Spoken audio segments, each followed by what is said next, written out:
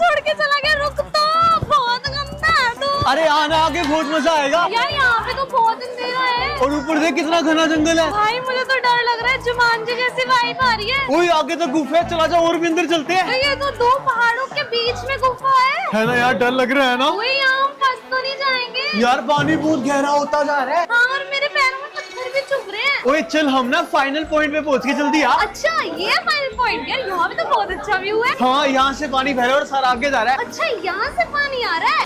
ओए पानी बहुत तेज आ रहा है, चल भाग यहाँ से, हम डूब ना जाए। अरे हाँ बहुत तेज आ रहा है, भाग चल चल घर जाके मैगी भी खा रही है। भाई तुझे महंगे की पड़ी है, मुझे लग रहा है